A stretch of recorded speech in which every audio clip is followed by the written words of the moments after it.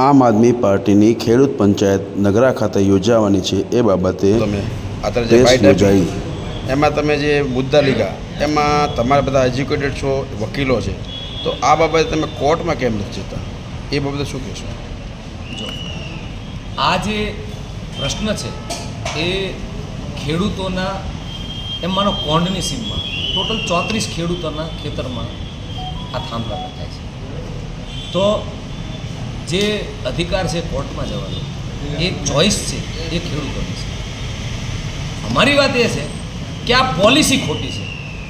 તો નામદાર કોર્ટ છે એ તો ખેડૂતોને ન્યાય અપાવડાવશે, પણ આગળના સમયમાં જે ખેડૂતોને અન્યાય થવાનો છે અથવા જ્યાં જ્યાં વીજ પોલ નખાવડાવે, જે ગોપાલભાઈએ જે લેજિસ્લેશન કરાવડાવ્યું, જે વિધાનસભાની અંદર એનો વળતરના નિયમોમાં ફેરફાર કરવાનો છે, આખી લડાઈ ત્યાં છે. આજે ફક્ત 34 થાંભલા ખેડૂતોને, કોંઢના ખેડૂતોની જે વાત છે એ કોર્ટમાં પણ જાય, એમાં પણ જોડે છીએ, એમને ટેકો કરવામાં છીએ, ન્યાયિક રીતે એમને કોર્ટ એમને ન્યાય આપે એમાં પણ સાથે છીએ.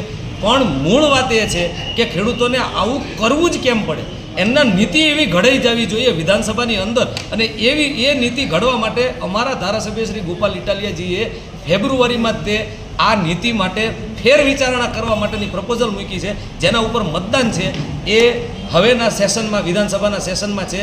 અને મારું આહવાન છે કે નિષ્પક્ષ રીતે ભાજપના હોય કે કોંગ્રેસના હોય કે આમ આદમી પાર્ટીના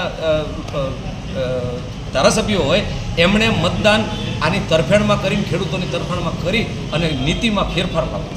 એમને એવું નથી થતું કે મોબાઈલ ટાવરના જે નિયમો છે, પવનચક્કીના જે નિયમો છે, બરાબર, એમાં ભાડા પટ્ટે જ આપે છે બધા, અને આજીવન ખેડૂતને જે ખેતીની આવક નથી થતી એની બદલે ભાડીને એને સરભર થઈ જાય. તો આ બાબતમાં તમે સરકારને કાન આંબળી ન કહો તો કોર્ટમાં ન જોઈએ કહો કે તમે અમને ભાડા પટ્ટે આપો, અમારે વેચાતી નથી દેવી. આ ખેતીની જમીન છે, ખેતીની જમીન કંપની એક મુજબ લઈ શકે પણ ખેડૂત સિવાય કોઈ ખરીદી શકતું નથી, એવો નિયમ છે. અને સુપ્રીમ કોર્ટની એવી ગાઈડલાઇન છે કે જ્યાં સુધી સરકાર પાસે જમીન અવેલેબલ હોય ત્યાં સુધી કોઈ પ્રાઇવેટ માલિકીની લેવી ન જોઈએ, એવો પણ માનવીય અધિકારનો નિયમ છે, બરાબર. તો હાઈવે એમના છે, નર્મદાની કેનાલો એમની છે, અને એવી બધી ઘણી બધી એમના સ્ટ્રક્ચર છે કે જે સરકાર પાસે હસ્તક છે. તો એનો ઉપયોગ કેમ કરાવતા નથી તમે, એ બાબતે તમે શું કહેશો? જ્યારે આ નિયમ છે એ નિયમને અમલ નથી કરી રહી સરકાર, કે પોતાનો ખરાબો પહેલાં વાપરવો અને છૂટકો ન હોય તો જ પ્રાઇવેટ જમીનમાં અંદર જવું આ થાંભલાના ઇરેક્શન માટે કે પાઇપલાઇનો માટે.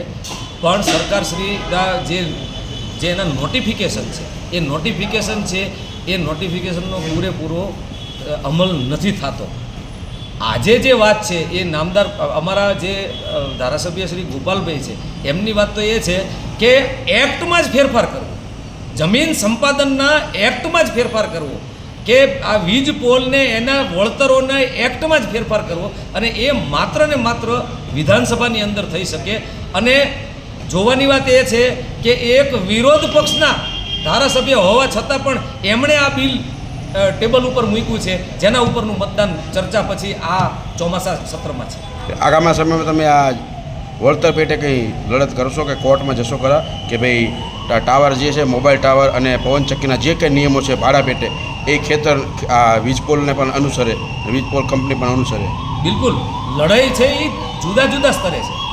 એક વિધાનસભાના ગૃહની અંદર નિયમ બનાવવાનો, બીજું એ નિયમને અનુસરતા ન હોય તો એના માટે થઈને નામદાર કોર્ટ પાસે જવાનું, કારણ કે કોર્ટ છે એ ન્યાય દેવા બેઠી છે.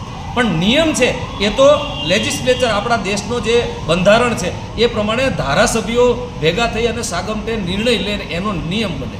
એ નિયમનું અમલીકરણ કરવા માટે અમલદાર છે, અને એમાં અમલ ન થતું હોય તો એમાં ન્યાય મેળવવા માટે કોર્ટ છે.